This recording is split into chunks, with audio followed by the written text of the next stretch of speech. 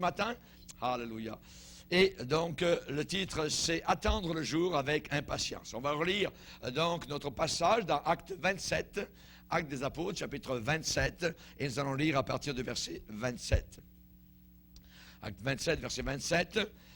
Luc rapporte particulièrement ce qui se passait à bord du navire où l'apôtre Paul se trouvait, ainsi que leur collègue Aristarque, la 14e nuit, tandis que nous étions ballottés sur l'Adriatique, les matelots, vers le milieu de la nuit, soupçonnèrent qu'on approchait de quelque terre. Ayant jeté la sonde, ils trouvèrent 20 brasses. Un peu plus loin, ils la jetèrent de nouveau et trouvèrent 15 brasses. Dans la crainte de heurter contre des écueils, ils jetèrent 4 ancres de la poupe et attendirent le jour avec impatience. Amen. Père, nous te bénissons, Seigneur, pour cette deuxième partie de message. Nous te demandons particulièrement de bénir nos cœurs qui ont besoin de tant d'encouragement dans ces jours de la fin, Seigneur, où nous devons briller comme des lumières. Alléluia. Sachant que là-haut, dans l'éternité, nous brillerons comme des étoiles, Seigneur. L'un d'un éclat, Seigneur, grand. L'autre d'un éclat peut-être encore plus grand, Seigneur. Et nous voulons évidemment donc accomplir l'œuvre et le travail que tu nous as demandé de faire pendant le temps qui nous reste ici-bas sur cette terre. Nous prions, Seigneur, pour ceux qui luttent au travers de difficultés dans les tempêtes bien noires. Te demandons de les aider, de les fortifier, de les encourager, Seigneur. Nous savons que nous avons toujours à nos côtés un avocat qui s'appelle Jésus-Christ le juste. Tu n'as perdu aucune de tes causes, Seigneur. Nous te bénissons. Nous voulons remettre encore notre vie entre tes mains, non pas entre les mains des hommes, Seigneur, car nous savons ce qu'est l'homme. Et toi-même, tu ne te fiais pas à l'homme, car tu savais ce qu'il y avait dans l'homme. Merci, Seigneur. C'est en toi que nous plaçons totalement notre avenir, notre futur, Seigneur, nos activités, Seigneur, nos métiers, et nous remettons, Seigneur, chez nos familles en ta présence. Tu es le Dieu qui prend soin. Tu es un Dieu merveilleux, invisible, mystérieux et pourtant réel, qui habite une lumière inaccessible que nul œil n'a vu ni ne peut voir. Merci, Seigneur. C'est toi notre lumière. C'est toi la lumière du monde, Seigneur. Et nous voulons marcher à ta lumière. Merci, Père. Et veuille bénir ces quelques réflexions que nous allons avoir ensemble ce soir, au travers de ta parole, animée du Saint-Esprit. Dans le nom puissant de Christ Jésus, nous demandons ces choses. Amen. Et tout le peuple dit Amen. Amen. Gloire à Dieu. Vous pouvez vous asseoir, frères et sœurs. Alléluia. Merci Seigneur. Quelle joie de pouvoir servir le Seigneur. Amen. Et nous avons vu ce matin, dans la première partie particulièrement, combien Satan, évidemment notre ennemi, veut nous décourager et combien Satan veut détruire notre confiance en Dieu et dans sa parole. La confiance dans la parole du Seigneur. Évidemment, comme je vous l'ai dit ce matin, j'avais une petite, je dirais une déclaration courte, mais grande déclaration, particulièrement pour réussir votre vie chrétienne, seulement 2 étapes. La première chose pour réussir votre vie chrétienne, c'est de prendre le départ. Amen. Prendre le départ. Il faut partir quelque part, voyez, avec le Seigneur. C'est simple, la plupart de vous l'avez déjà fait. Maintenant, la deuxième chose, c'est simplement ne lâchez pas. Continuez, n'abandonnez pas, c'est tout. Jusqu'au bout, sans abandonner, et vous réussirez. Voyez, que Dieu soit glorifié. J'aimerais vous dire que Dieu nous soutient, Dieu nous fortifie, Dieu nous aide. Alors, il nous donne les directions, il nous protège parfois à notre insu. Alors, parfois, nous pourrions tomber dans des pièges ici et là, et nous passons à côté. Simplement, peut-être quelque temps après, et plus tard, que nous regardons, merci Seigneur, tu m'as évité, évidemment, bien des tracas, bien des problèmes. Nous devons remettre nos choses entre les mains du Seigneur. Amen. Gloire au Seigneur. Et nous avons vu donc cette chose-là, et particulièrement au travers de l'apôtre Paul, qui s'est retrouvé dans une situation totalement impossible. À cause, évidemment, donc, transporté comme prisonnier à Rome. Et là, alors que le bateau donc faisait voyage jusqu'à Rome, eh bien, il y a eu cette violente perturbation. Il y a eu donc une sorte de cyclone qui est arrivé, et on sait combien la force des vents peut déraciner des toits de maison ou des arbres, des choses semblables. Dans le dictionnaire, au mot tempête, j'ai trouvé ce qui, sur la mer, provoque l'agitation des eaux. Ce qui sur la mer provoque l'agitation des eaux. Et notre monde, notre terre, actuellement, est au milieu d'une grande tempête. Voyez, au milieu d'une grande tempête, révolte ici, agitation là, contestation là, atrocité ici, tuerie là-bas, chicane, haine, violence. C'est tout ce que nous entendons ici et là, et semaine après semaine. Nous avons été avertis par le Saint-Esprit. Sache que dans les derniers jours, il y aura des temps difficiles, car les hommes seront égoïstes, amis de l'argent, fanfarons, hautains, blasphémateurs, rebelles à leurs parents, ingrats, irreligieux, insensibles, déloyaux, calomniateurs, intempérants, cruels, ennemis des gens de bien, traîtres, emportés, enflés d'orgueil, aimant le plaisir plus que Dieu, aimant le plaisir plus que Dieu, ayant l'apparence de la piété, mais reniant ce qui en fait la force. Voyez.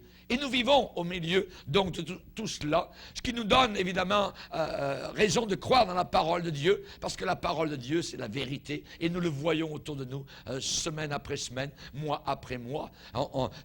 La parole de Dieu nous dit ce qui est vrai, et nous pouvons regarder la parole, regarder ce qu'elle a dit, et c'est vrai, oui. Voyez, c'est exactement tel que le Seigneur nous l'avait donc annoncé. Nous sommes parvenus à la fin des temps. C'est sur nous que cette génération, que l'ombre de la fin du monde est en train donc de tomber, la fin de cet âge dans lequel donc nous nous trouvons. Et les gens sont emportés actuellement d'un côté et d'autre à toutes sortes de courants. Et la Bible dit que nous sommes sans crainte, nous les chrétiens, car la terre est bouleversée. Et actuellement, elle est bouleversée d'un côté et d'autre. Elle est labourée avec des sillons ensanglantés. Et nous voyons cela tout autour de nous. Et juste au point de vue sexuel, au point de vue inceste, au point de vue immoralité, évidemment, donc, cette terre est abreuvée du sang de petites victimes. Que le Seigneur puisse nous aider. Et la tempête, évidemment, dans laquelle Paul se trouvait, a menacé de détruire son bateau. Et soudain, au travers de cette tempête, l'apôtre Paul est arrivé avec une parole d'encouragement devant les 270 personnes et plus qui étaient à bord. Et il leur dit, « Hey, prenez courage! » Hein? Prends courage, on se prépare à mourir. Prenez courage, voyez, prenez courage. Aucun de vous ne périra. Mais comment peut-il dire ça? Aucun de vous ne périra. Il n'y aura de perte que celle du navire. Que celle du navire. Mais vos vies seront toutes épargnées. Un ange de Dieu à qui j'appartiens et que je sers m'a averti cette nuit. Alléluia. Que Dieu soit glorifié. Amen. Je crois qu'il y a un va-et-vient tous les jours entre la terre et le ciel. Alléluia. Il y a des anges invisibles qui vont et viennent et qui apportent les nouvelles et qui font le travail du Dieu trinitaire, 3 fois saint, 3 fois tout-puissant, dans la gloire éternelle. Et ils viennent sur la terre pour apporter, évidemment, donc pour protéger, alléluia, pour aider. Mais nous devons remercier le Seigneur pour le ministère aussi des anges, alléluia, qui sont là. Nous n'adorons pas les anges. Nous ne sommes pas comme dans le nouvel âge où aujourd'hui les anges, mon ange, ainsi de suite, tout ça. Non, mais nous savons que dans la parole de Dieu, il y a le ministère des anges qui sont au service de ceux et celles qui doivent hériter du salut. Alléluia. Merci Seigneur. Que Dieu soit glorifié. Et nous avons vu évidemment donc comment l'apôtre Paul a donné ce message. Et on sait que Dieu est capable de parler dans la tempête. Dans la tempête, le sifflement du vent, le claquement des vagues contre votre coque peut effacer totalement, je dirais, les bruits autour de vous des autres, mais n'effacera jamais la parole de Dieu, car Dieu a un loudspeaker, je dirais, encore plus énorme et grand, pour que nous puissions entendre sa voix au milieu de la tempête. En plein milieu de la tempête. Par exemple, pour Job, la Bible dit, l'Éternel répondit à Job du milieu de la tempête. Du milieu de la tempête, Dieu est capable de parler. Alléluia. Chers amis, ce que j'aimerais vous dire, évidemment, c'est qu'il y a une différence entre la relation d'un homme avec Dieu, ou alors il y a une différence si cette relation avec Dieu n'est pas là. Et c'est là toute la différence dans une tempête. La personne qui a une relation vivante, intime avec le Seigneur, aura une réaction totalement différente de la personne qui n'a pas cette relation intime avec son Dieu. Chers amis, il y a une différence. La Bible déclare qu'auparavant nous étions sans Christ et nous étions sans espérance. Nous n'avions pas d'espérance, nous n'avions pas de sauveur. C'était dans notre tête, mais ce n'était pas dans notre cœur. Voyez. Mais maintenant, il y a cette relation intime avec le Seigneur. Et au travers d'une tempête, au travers d'une épreuve, au travers d'une difficulté, au travers d'une brique qui nous tombe sur la tête, nous pouvons toujours, évidemment, avoir une réaction totalement différente d'un païen qui va se laisser aller à la dérive et au découragement. Chers amis, c'est ce qui se révèle quand arrive la tempête. Le Seigneur a dit, vous verrez de nouveau la différence entre celui qui sert Dieu et celui qui ne le sert pas. Entre celui qui sert Dieu et celui qui ne le sert pas. Aux yeux de Dieu, il n'y a que deux sortes de personnes, ceux qui servent Dieu et ceux qui ne le servent pas. Et ceux qui ne le servent pas peuvent être parfois des gens qui disent servir Dieu, mais aux yeux de Dieu ne le servent pas vraiment. Puisque dans l'épître de Tite, on nous dit que certaines personnes font profession de connaître Dieu, mais leurs œuvres montrent qu'ils le renient. Ils le renient par leurs œuvres. Et pourtant, ils disent aimer le Seigneur. Donc, c'est dans la tempête qu'on voit, évidemment, la solidité du navire. C'est dans la tempête qu'on voit la solidité d'une vie chrétienne, la foi, donc, de quelqu'un qui passe au travers d'une épreuve. Et c'est ce qui se révèle quand arrive l'ouragan. Les chrétiens peuvent remercier Dieu pour les ressources qu'ils ont pour faire face donc au courant féroce de l'adversité. Les hommes et les femmes qui ne connaissent pas Dieu font du mieux qu'ils peuvent, font du mieux qu'ils savent. Voyez, ils doivent s'appuyer sur leur propre intelligence, sur leur propre force. Et généralement, cela est totalement inadéquat et ça fait pitié à voir. Ça fait pitié à voir. Vous vous rappelez l'histoire de Nebuchadnezzar, ce roi babylonien? Eh bien, il a demandé l'aide des occultistes. Il a demandé que les occultistes l'aident dans ses problèmes. Et ils ont été trouvés incapables de donner l'interprétation du rêve que Nebuchadnezzar avait eu. Je dirais exactement c'est la même chose d'une image de notre monde troublé qui cherche l'aide, le secours dans toutes sortes de sources connues des hommes. Mais il ne trouve aucune interprétation. Il voit qu'il y a quelque chose qui se passe. Il remarque, oui, il y a quelque chose qui arrive, mais ils n'ont pas l'interprétation. Ils n'ont pas l'interprétation. Alors ils se tournent vers les occultistes, ils se tournent vers les boules de cristal, ils se tournent vers les bouddhistes, vers les hindouistes, vers les gourous, vers les fluides, vers tout ce que vous voulez, vers la psychologie, vers la parapsychologie, vers les démons même, et ceux qui font du satanisme, pour trouver l'interprétation des temps actuels. Mais personne ne donne la réponse. Et nous, les chrétiens, comme Daniel, nous avons la réponse. Amen. Nous avons la vraie réponse. Une réponse exacte. Une réponse satisfaisante. Hallelujah. Et finalement, Nebuchadnezzar, voyant que les magiciens, les devins, ainsi de suite, n'avaient pas la réponse à son problème, alors Nebuchadnezzar a décidé de chercher ailleurs. Il a décidé de chercher un autre avis, un autre conseil. Et dans la parole de Dieu, dans le livre de Daniel, il est dit que, en dernier lieu, notez ces trois mots, en dernier lieu, se présenta devant moi Daniel. C'est ce que Nebuchadnezzar a déclaré. En dernier lieu, se présenta devant moi Daniel. Et le roi a eu sa réponse. Le problème, c'est que souvent les gens viennent vers nous en dernier. quand ils ont tout épuisé, voyez, au lieu de venir vers nous en premier, parce que nous avons la réponse, ils s'épuisent, ils passent de l'argent ici et là, ils veulent savoir, ainsi de suite, des voyages, des cours, des ci, des ça, voyez, acheter des morceaux de bois, des fluides, des pierres, des thérapies ici et là, et M. Gourou là-bas, et M.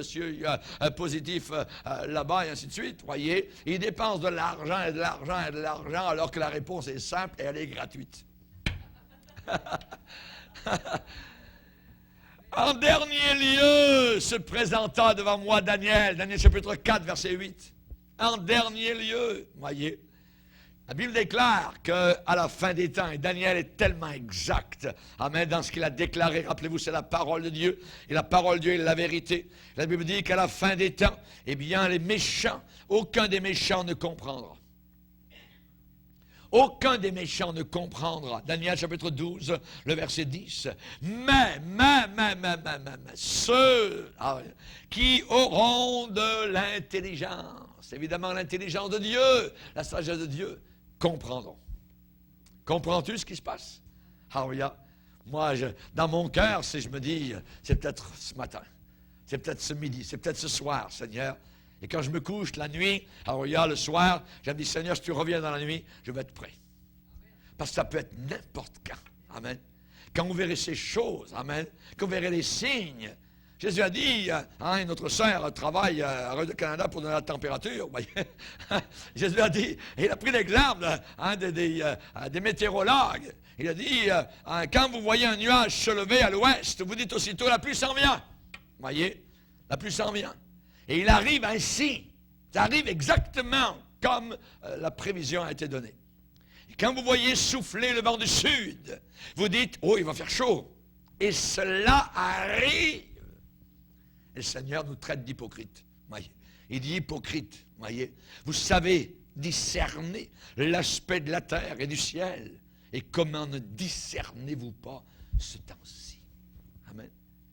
Comment ne discernez-vous pas ce temps-ci? Et juste depuis le début de l'année, juste en parlant de tremblement de terre, voyez, vous avez vu ici, mais c'est quelque chose d'inimaginable. Nous avons sous nos yeux, voyez, quand vous verrez ces choses, relevez la tête, votre délivrance est proche. Amen. Votre rédemption est proche. Simplement, vous avez des tremblements de terre, voyez. Hey, c'est pas drôle, 200 000 à un endroit, là-bas. Ensuite, et Jésus a dit, il y aura en des lieux divers. Ça veut dire des lieux diversifiés, des lieux différents autour de la planète Terre, voyez. Vous avez vu comment Dieu fait avec un volcan qui explose? Tout est arrêté en Europe.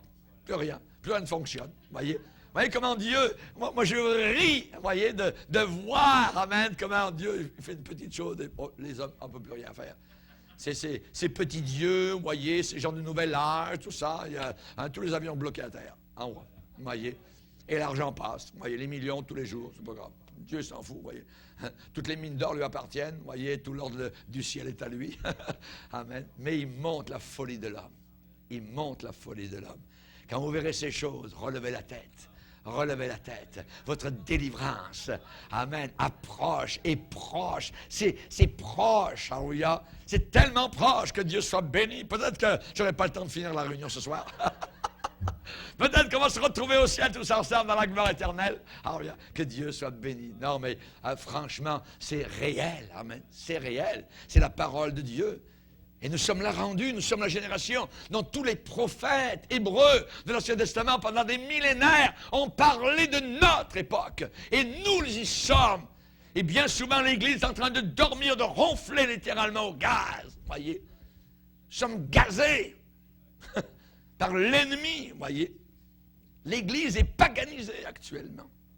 Nous avons besoin de rester chrétiens. Alléluia. Moi, j'aime bien ce que Marion ce soir a dit. Alléluia, elle témoigne, elle dit, moi, je suis chrétienne. Je suis chrétienne. Alléluia. Blandine, lorsqu'elle est revolée par les cornes des taureaux dans les arènes à Lyon, vous voyez, au 1er siècle, au 2e, on ne veut plus exactement, vous voyez, tout ce qu'elle disait, je suis chrétienne. Je suis chrétienne. Je suis chrétienne. Alléluia. Et les païens ont été étonnés de voir, alléluia, le calme, alléluia, du cœur de cette jeune fille qui aimait tellement le Seigneur. Amen. Vous vous rappelez quand il y a eu ce massacre dans une bibliothèque d'une école secondaire, vous voyez, et quand le tueur est arrivé avec son fusil, il y avait plusieurs élèves dans la bibliothèque. Il a posé la question, il a dit, y a-t-il quelqu'un ici qui est chrétien? Une jeune fille s'est levée et a dit, je suis chrétienne, paf! Il l'a tirée d'un coup. Vous voyez? Mais elle est allée au ciel. Merci Seigneur. C'est merveilleux. Alléluia, gloire au Seigneur. C'est bien plus dur de vivre pour Jésus que de mourir pour Jésus. Un coup de feu, c'est fini, terminé. Alléluia. Une fois que vous êtes mort, mais il ne peut plus rien faire. Voyez, vous êtes au ciel pour l'éternité. Que Dieu soit glorifié. Que Dieu soit glorifié. Je suis chrétien. Je suis chrétienne. Alléluia. Pourquoi tu ne fumes plus? Je suis chrétien. Amen. Pourquoi tu ne viens plus aux danses? Je suis chrétien. Je suis chrétienne. Alléluia. Je suis une chrétienne. Mais c'est quoi être chrétien? Ouais, tu es catholique? Non, non, je suis chrétien. Il y a une différence entre être catholique et être chrétien. Alléluia. J'aime la parole de Dieu, ainsi de suite. Et vous dites simplement ce que votre témoignage, ça vient tout seul. Le Saint-Esprit vous aide. Ce ne sera pas vous qui parlerez à dit Jésus, c'est le Saint-Esprit au travers de vous qui parlera. Que Dieu soit glorifié. Amen. Alléluia. Merci Seigneur. En dernier lieu, se présenta devant moi Daniel. Et c'est lui qui avait la réponse. C'est lui qui avait la réponse. Pourquoi l'homme de Dieu qui a la réponse arrive en dernier habituellement? Eh bien, c'est parce que il y a des promesses qui sont faites dans le monde. Mais ce sont les fausses promesses du péché. Ces promesses n'arrivent jamais. Promesses de bonheur, promesses d'argent, promesses de ceci, promesses de cela. Quand les hommes diront paix et sûreté, une ruine soudaine les surprendra. Ah, c'est merveilleux, on promet la paix, on promet la sécurité. Sécurité, on n'a jamais autant parlé de sécurité, vous voyez. Quand les hommes diront paix et sécurité, une ruine soudaine les surprendra. Les surprendra. La surprise, voyez. Chers amis, l'expérience actuelle des impies, c'est ça, autour de nous, voyez. Ils croient aux fausses promesses du péché. Malgré tous leurs bons souhaits, malgré leur attente impatiente, la Bible promet la ruine soudaine, la destruction soudaine. Dieu a dénoncé les péchés d'Égypte. Et dans Jérémie 46, verset 11, il dit, « En vain, tu multiplies les remèdes, il n'y a pas de guérison pour toi. En vain, tu multiplies les remèdes, et il n'y a pas de guérison pour toi. » Vous connaissez des gens qui prennent constamment des remèdes, et des nouveaux remèdes, et des nouveaux remèdes, et qui restent malades, et qui sont encore malades, malgré les remèdes et les nouveaux remèdes, voyez. C'est la façon de l'homme naturel. C'est la façon de l'homme psychologique. Il court ici, il court là, pour essayer des remèdes supposément magiques, voyez. Mais c'est simplement de bons souhaits. Ils ont une attente impatiente, voyez. Mais leurs remèdes, eh bien, ne les guérissent pas. Et la situation, bien souvent, ne fait qu'au contraire, empirer. La tempête s'aggrave. Vous vous rappelez la femme avec la perte de sang? Depuis longtemps, depuis des années. Elle avait dépensé, nous dit la Bible, dans le Nouveau Testament, beaucoup d'argent entre les mains des médecins. Et son cas ne faisait qu'empirer. Qu'empirer. Elle a entendu parler que Jésus passait en ville. Elle a dit, si seulement je peux toucher le bord de son vêtement, je serai guéri. Amen. Et quand elle est venue vers Jésus, ses problèmes ont été totalement résolus. Elle a touché simplement le bord. C'est comme si elle avait touché, je dirais, il y a une bombe atomique. Elle a explosé de joie. Elle a senti la vie envahir son corps et chasser la maladie. La vertu de Christ l'avait touché. Et Christ a senti sortir de lui la puissance de guérison. Il a dit, qui m'a touché? Quelqu'un m'a touché. Hey, tout le monde te touche. Non, quelqu'un m'a touché. Amen. Et quand nous venons à la réunion, on peut venir à la réunion d'une manière, voyez, je vais à la réunion, tout ça. Ou bien, je vais venir à la réunion pour être touché par Christ. Je veux qu'aujourd'hui Christ me parle. Je veux entendre sa voix. Je vais être touché par le Seigneur. Je vais être guéri par le Seigneur. Cette femme-là a dit, c'est quand je vais toucher le bord de son vêtement que je serai totalement guéri. Elle l'a fait et elle l'a eu. Merci Seigneur. Amen. Que Dieu soit glorifié. Les gens ne peuvent rien faire que d'attendre le jour avec impatience. C'est tout ce qu'ils ont fait au travers de la tempête. Voyez, Paul ressentait le même impact de la tempête que ses compagnons. Il avait les pieds sur le même pont de bois, le même navire, voyez, alors que le navire était jeté d'un côté, battu ici et là, voyez, comme une boîte d'allumettes sur les vagues de la mer, comme des copeaux de bois littéralement. Paul avait ses pieds sur le même pont de bois que les autres, et il pouvait faire évidemment bien plus que souhaiter et espérer, parce que lui, il avait une parole venant directement du trône de gloire, hallelujah, au-dessus des cieux, là où Dieu habite, dans le 3e ciel. Alléluia. Il avait une parole qui venait directement de Dieu. Il a pu dire à cette foule de gens qui étaient totalement épeurés, peur de la mort, ils savaient qu'ils allaient mourir. Il leur a dit, un ange du Dieu à qui j'appartiens m'est apparu cette nuit. M'est apparu cette nuit. Ça veut dire, c'est tenu à côté de moi cette nuit. C'est tenu à côté de moi. Un ange de Dieu à qui j'appartiens. Quelle consolation de savoir que vous appartenez au Seigneur, quoi qu'il arrive. Whatsoever. Quoi qu'il arrive. Quelle que soit la situation dans laquelle vous êtes. Amen. La bien-aimée dans le Cantique des Cantiques disait, il est à moi, je suis à lui. Je lui appartiens. Je lui appartiens. Vous avez été rachetés. Amen. Vous ne vous appartenez plus à vous-même, va dire l'apôtre Paul aux Corinthiens. Nous sommes à celui qui nous a achetés. Sur le marché, aux esclaves, quelqu'un est venu et nous a achetés. Il a dit, lui, je le veux. Oui, mais il faut payer. Voilà, mon sang. Il a payé. Il nous a achetés. Nous sommes maintenant dans son troupeau, dans son bercail. Alléluia. Merci Seigneur. Amen. Alléluia. Et on voit évidemment que la foi vient de ce qu'on entend. Ce qu'on entend vient de la parole de Christ. La foi vient. J'ai besoin d'avoir la parole de Dieu. Pas la parole de Rick Warren, pas la parole du pasteur Bourgier, pas la parole des blablabli ou de Bénéine ou la clique. Voyez, non. J'ai besoin d'avoir la parole de Dieu. Alléluia. La parole du Seigneur. La foi vient de ce qu'on entend. Remplis ton cœur de la parole de Dieu. Remplis ton cœur des Écritures. Que Dieu soit béni. Et ça va tout changer. La foi va venir. La parole simple. La parole qui pénètre nos cœurs. La parole qui suscite la foi. La parole qui amène le salut et la délivrance. Alléluia. Une parole de vie, de consolation, d'encouragement. Isaïe va dire, le Seigneur l'Éternel m'a donné une langue exercée. Une langue habile.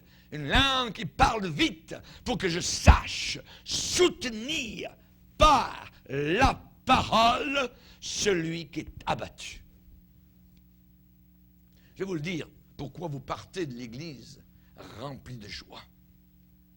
Parce que je sais qu'au travers de toutes les années de ministère, ce n'est pas ce que je vais vous dire sur ma vie, sur ceci, ce que j'ai vécu ou tout ça. C'est la parole qui crée la foi dans votre cœur. Et mon devoir, c'est de vous remplir de la parole de Dieu. Comme Jésus, spécialement, a demandé que les vases à Cana soient remplis d'eau. Remplissez-les! Ils les remplirent jusqu'au bord. Mon travail est de remplir jusqu'au bord, rabord. Et le miracle, c'est Dieu qui le fait. Amen. Il change de l'eau de la parole en joie, en délivrance, en guérison, en porte ouverte. Il est un Dieu merveilleux, notre Sauveur. La mer Rouge sauve, les Jéricho tombent, les Philistins tombent, les Goliaths ont la tête coupée. Et l'Église de Dieu va de l'avant, car ce qu'il bâtit ne peut pas être démoli. Merci Seigneur. Amen. Alléluia. Et Paul a dit, prends courage, prenez courage. Il a dit à tous ces gens-là qui étaient à bord, prenez courage, ça veut dire tout n'est pas fini. Un des leitmotifs que le Satan me redit au travers des années, il a commencé à me dire ça à l'école biblique, vous voyez, je me rappelle très très bien, un jour j'étais en train de méditer, ou je m'en plus le monde jogging ou quoi que ce soit, sur un pont dans la rivière des Prairies, à côté d'Henri Bourassa, et ça vient d'un coup ça, t'es fini. C'est fini. C'est fini. Tu peux t'arrêter, tu peux va chercher un travail dans le monde, tout ça, c'est terminé. C'est quoi ça? C'était Satan qui travaillait. Voyez? Satan qui travaille et il répète tout le temps, t'es fini. Il n'y a plus d'espoir pour toi. Tout est fini. Fais tes bagages, voyez? Prends la porte de sortie, ainsi de suite. Ça, c'est Satan. Ça, c'est le diable, voyez? La Bible dit qu'aucune tentation ne vous est survenue qui n'ait été humaine, Mais Dieu qui est fidèle ne permettra pas que vous soyez éprouvés, tentés, au-delà de vos forces. Mais avec la tentation, il préparera aussi le moyen d'en sortir afin que vous puissiez la supporter. Amen. Que Dieu soit glorifié. Tout n'est pas fini. Prenez courage, a dit l'apôtre Paul. Prenez courage. Tout n'est pas perdu d'avance. Voyez, Dieu a tout dans sa main. Dieu ne vous abandonnera jamais au sein de la tempête.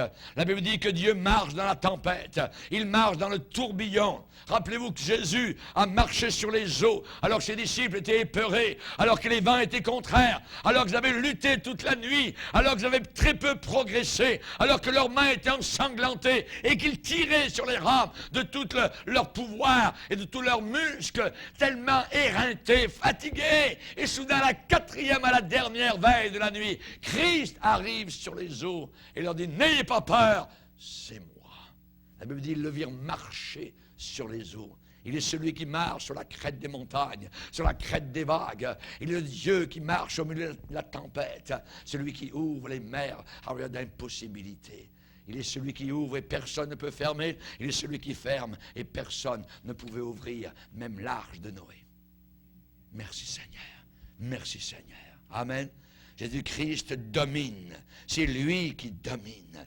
Les tempêtes, amen, ce sont des temps où nous devons nous attendre avec joie à voir Dieu se manifester. Attends-toi à Dieu. Attends-toi à Dieu, pas aux hommes. Attends-toi à Dieu. Lâche pas, rentre dans ta salle de prière, rentre dans ta chambre, hallelujah, et prie le Seigneur. Et au travers de l'épreuve, Dieu va te donner la réponse, hallelujah. Il va, hallelujah, te donner la réponse.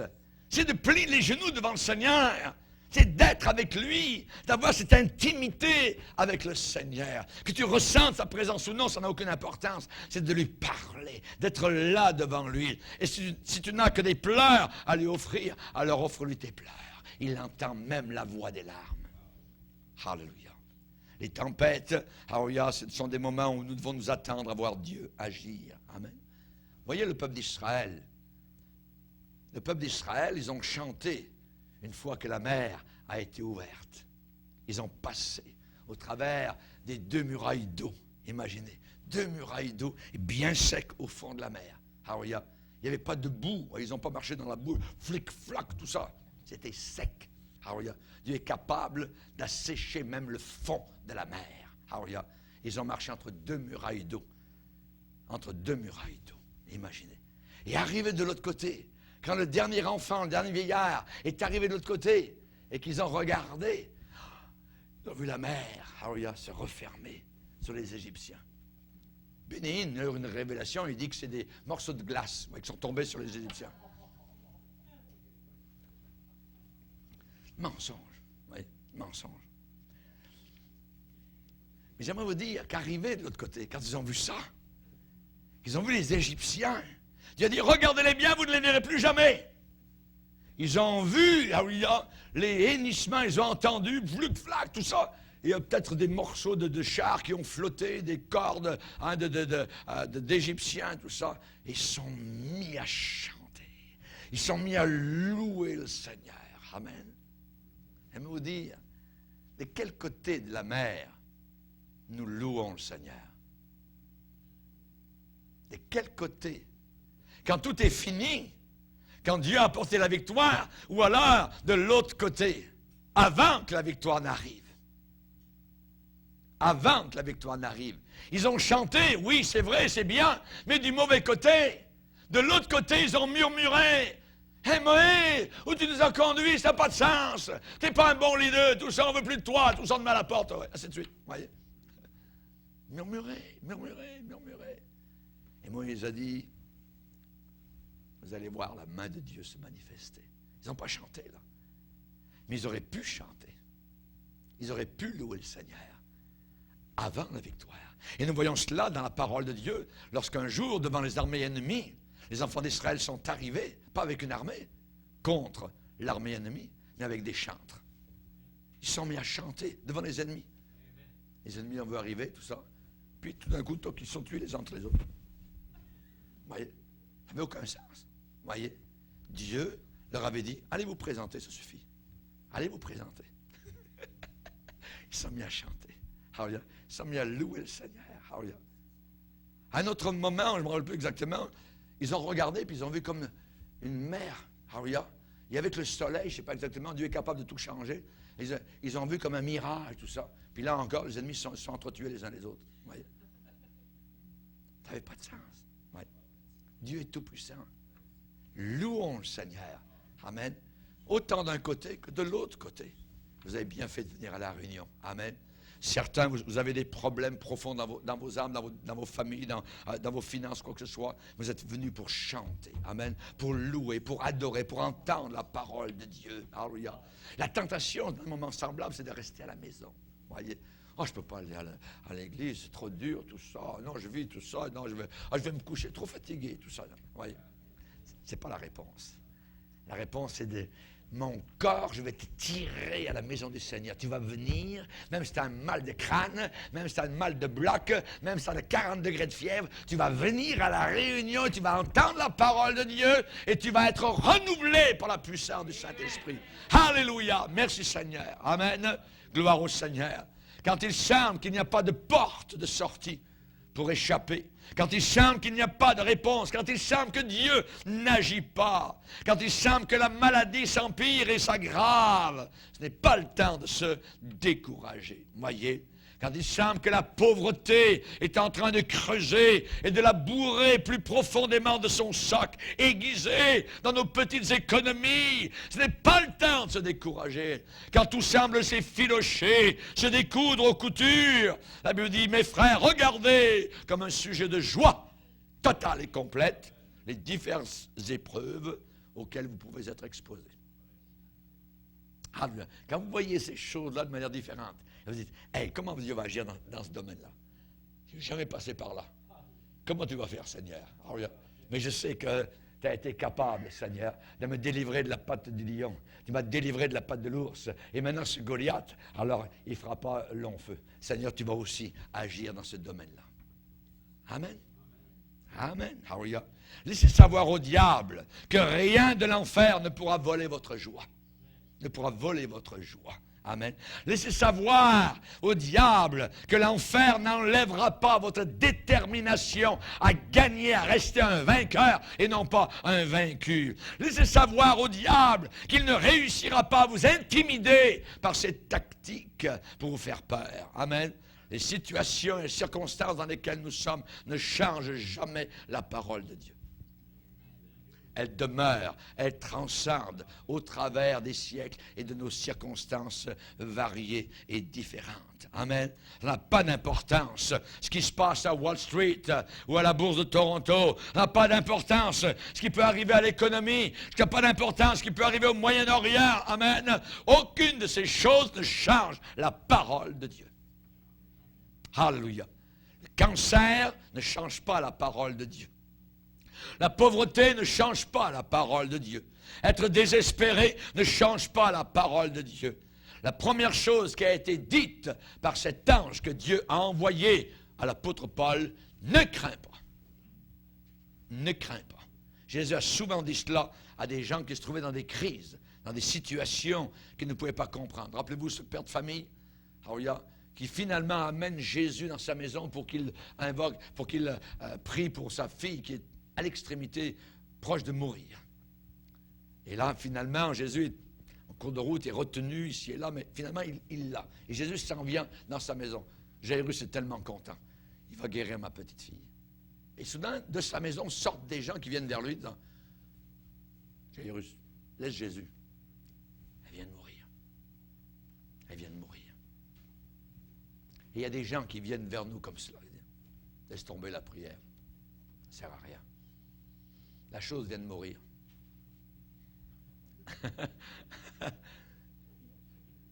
C'était un choc pour ce père. Qu'est-ce que Jésus lui a dit? Jésus s'est retourné vers Jairus et lui a dit, ne crains pas, crois seulement. Amen. Si le Seigneur allait faire une belle guérison, il est capable de faire un plus grand miracle. Amen. Jésus aurait pu guérir cette petite fille, mais Jésus a relevé de la mort cette petite fille. en la prenant par la main et en disant, Talita Kumi, jeune fille, je te le dis, lève-toi. Donnez-lui à manger. Ils n'en avaient pas, ils ne croyaient pas. Voyons, ça n'a pas de sens. Elle vient de mourir. On est allé avertir le père. Hein? Donnez-lui à manger. Elle est bien vivante. Elle est bien vivante. Notre Sauveur est capable encore. Il est tout puissant. Ne sous-estimez jamais la puissance de votre Sauveur. Amen. Hallelujah. Il est le Christ du Dieu tout-puissant. Merci Seigneur. Kenneth Barney, qui était sur un bombardier US Air Force, est devenu pasteur pentecôtiste. Kenneth Barney. Pendant la Deuxième Guerre mondiale, son avion a été abattu au-dessus de la Roumanie. Il a été capturé, fait prisonnier. Et sa grande question était, pendant combien de temps je vais être là? Pendant combien de temps je vais être là? Et une pensée, dit-il dans son témoignage, qui le soutenait constamment, qui le fortifiait et l'encourageait, mon pays ne m'oubliera pas. Mon pays ne peut pas m'oublier. Les États-Unis d'Amérique ne peuvent pas oublier leurs soldats. Il appartenait aux États-Unis d'Amérique. Et même si le prisonnier était sur une terre étrangère, il ne serait pas abandonné par le pays qu'il aimait chèrement. C'est ce qu'il se disait. Et les événements qui ont suivi ont prouvé cela. La Roumanie, soudain, a changé de bord, changé de côté, changé de camp. Il a libéré ses prisonniers. Et la 15e Air Force a envoyé rapidement des avions à Bucarest pour ramener ses soldats aviateurs à leur base en Italie. Mon pays ne peut pas m'abandonner. Mon pays ne peut pas m'abandonner. Chers amis, si les soins, l'attention et le souci d'un pays pour ses citoyens peut être grand, cependant, ce n'est pas du tout comparable aux soins de Dieu pour ses propres enfants sur la terre, qui luttent et combattent ici-bas sur cette terre, dans un champ de bataille inimaginable. David a dit, mais Seigneur, qu'est-ce que l'homme pour que tu prennes soin de lui? Quand je considère les bolides au-dessus de ma tête, qu'est-ce que je suis, Seigneur? Je suis rien. Et pourtant, tu prends soin de tes citoyens. L'apôtre Paul était sur un navire qui bientôt allait se briser en 1000 morceaux, mais cet homme, Paul, appartenait à Dieu et s'en est remis par la foi aux bons soins de son Père Céleste. Mon frère, ma soeur, remets-toi entre les soins de ton Père Céleste. Paul a dit aux gens que je sers, un ange du Dieu que je sers. Servez-vous Dieu? Aimez-vous Dieu? Êtes-vous serviteur de Dieu? Êtes-vous esclave de Dieu? Êtes-vous le doulos de Dieu? Amen. C'est vital. Certaines personnes disent appartenir à Dieu, mais ils ne le servent pas. Paul n'était pas de ces gens-là. Voyez, à partir du moment de sa conversion, sa vie a été pleinement donnée au service de Jésus-Christ, toujours prêt à se dépenser et à se dépenser toujours plus. Le jour de sa conversion, Paul a dit, Seigneur, que veux-tu que je fasse? C'est plus moi qui dirige. Seigneur, auparavant, c'est moi qui conduisais. Maintenant, je m'assois à la place du passager. C'est toi le conducteur. Prends le volant. Seigneur, que veux-tu que je fasse? Et le Seigneur lui a dit, entre dans la ville et on te dira ce que tu dois faire. À partir de ce jour-là, ce n'était plus Paul qui dirigeait. Ce n'était plus ses projets, c'était les projets du Seigneur. Dieu l'a conduit par son Saint-Esprit jusqu'à l'offrande de son corps, quelque part à Rome.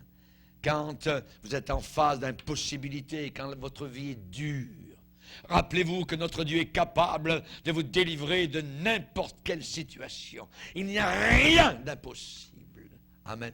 À notre Dieu qui répond à la prière. Il fait des miracles. Servez-le.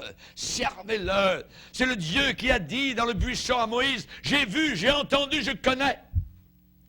C'est Dieu qui a parlé aux églises d'Apocalypse en disant, je connais ta situation, je sais où tu te trouves, et ainsi de suite. Il connaît tout. Il connaît notre adresse, il connaît nos pensées, avant même que notre bouche parle, il sait déjà ce que nous allons dire. Imaginez, une science aussi merveilleuse est au-delà de notre portée. Alléluia. Remets-toi totalement entre ses bons soins. Rassurez-vous, a dit Paul, j'ai confiance. J'ai cette confiance en Dieu. Ça veut dire, je crois Dieu qu'il en sera exactement comme il m'a été dit. Heureuse celle qui a cru, car les choses qui lui ont été dites de la part du Seigneur s'accompliront certainement, se réaliseront. Se réaliseront. Il existe quelque chose de bien mieux que de naviguer tranquillement sur la mer de la vie. Il y a quelque chose de bien mieux que cela. C'est de savoir que Dieu est avec nous dans les tempêtes. Dieu est avec nous dans l'épreuve. Il est là. Amen. Son autorité. Et il va amener, alléluia, votre vie saine et sauve au port qu'il a préparé pour ceux qui l'aiment. Psaume 65, verset 8, il apaise les mugissements des mers, les tempêtes, le mugissement de leurs flots, le tumulte des peuples. Il ramène le calme, la paix dans le couple, la paix dans les enfants, la paix dans le travail, la paix dans l'Église. N'a-t-il pas dit tout pouvoir, toute puissance m'a été donnée dans le ciel et sur la terre. Et sur la terre. Nous oublions cela. Et sur la terre. Paul a dit, il en sera comme il m'a été dit. Allons-nous croire Dieu? Regardez au Seigneur. Regardez au Seigneur. Oubliez votre montagne d'impossibilité. Avec lui, tout est possible. Pas avec les hommes, mais avec lui. Avec lui. Avec lui. Et Jésus, c'est Dieu avec nous, Emmanuel. Alléluia. La Bible est vraie, je puis tout. Par celui qui nous fortifie. Celui qui nous fortifie. Dieu cherche des gens qui vont oser le croire. Qui vont oser le prendre au mot. Selon sa parole. Amen. Alléluia. Dieu aime cela. As-tu des montagnes d'impossibilité qui semblent ne pas pouvoir être ôtées de ta vie, s'en aller par ta propre force, par ton intelligence, par ton propre pouvoir, voyez, eh bien ces montagnes seront enlevées par Dieu alors que tu vas lui faire totalement confiance. Qui es-tu, grande montagne, devant Zorobabel? Tu seras aplani, car ce n'est ni par la force, ni par la puissance humaine, mais par mon Saint-Esprit, dit l'Éternel. Alléluia, par mon Saint-Esprit, gloire au Seigneur. Seul Dieu peut faire l'impossible. Seul Dieu peut faire l'impossible. Lisez avec moi un passage dans Ésaïe 54. Ésaïe 54, verset 11. Malheureuse, battue de la tempête, et que personne ne console. Voici, je garnirai tes pierres d'antimoine, et je te donnerai des fondements de saphir. Je ferai tes créneaux de rubis, tes portes d'escarboucles, et toute ton enceinte de pierres précieuses. Tous tes fils seront disciples de l'Éternel, et grande sera la paix, la prospérité de tes fils. Tu seras affermi par la justice. Bannis l'inquiétude, car tu n'as rien à craindre. Et la frayeur, car elle n'approchera pas de toi. Si l'on forme des complots, cela ne viendra pas de moi. Quiconque se liguera contre toi tombera sous ton pouvoir. Voici, j'ai créé l'ouvrier qui souffle le charbon au feu et qui fabrique une arme par son travail. Mais j'ai créé aussi le destructeur pour briser cette arme. Toute arme forgée contre toi sera sans effet, et toute langue qui s'élèvera en justice contre toi, tu la condamneras. Tel est l'héritage des serviteurs, des esclaves de l'Éternel. Tel est le salut qui leur viendra de moi, dit l'Éternel. Merci Seigneur. Alléluia. Gloire au Seigneur. On pourrait prêcher là-dessus pendant un an. Baissons nos têtes. Fermons nos. Alléluia. Alléluia. Fermons nos yeux. Alléluia. Merci Seigneur. Levons-nous ensemble. Amen. Devant le Seigneur. Gloire à toi, Jésus. Alléluia. Seigneur, tu entends la prière. Merci Seigneur. Merci Seigneur. Alléluia. Nous voulons te bénir, Seigneur. Nous sommes en ta présence, Seigneur, et nos cœurs débordent, Seigneur. Déborde, Seigneur. Alléluia. Que notre langue soit comme la plume d'un habile écrivain, Seigneur. Que nous puissions écrire ta grâce, ton amour, Seigneur, au travers de l'épreuve, des difficultés, Seigneur. Ni les démons, ni l'enfer, ni Satan, ni le prince, alléluia, de lumière, Lucifer, ne pourra nous détourner du devoir. Alléluia. Nous voulons aller jusqu'au bout avec toi. Merci de nous garder, Seigneur, avec le casque du salut sur nos pensées et une épée dans la main, Seigneur. Aide-nous à marcher avec fierté, Seigneur, fils et filles de Dieu, et de pouvoir dire devant les païens, je suis chrétienne, je suis chrétien, j'aime Jésus, j'aime sa parole, j'aime la Bible, et je la médite. Alléluia, gloire à toi, Seigneur. Nous voulons te glorifier tous ensemble. Encourage tes enfants et ton peuple en entier. Au nom de Jésus, amen. Alléluia, gloire au Seigneur. Merci.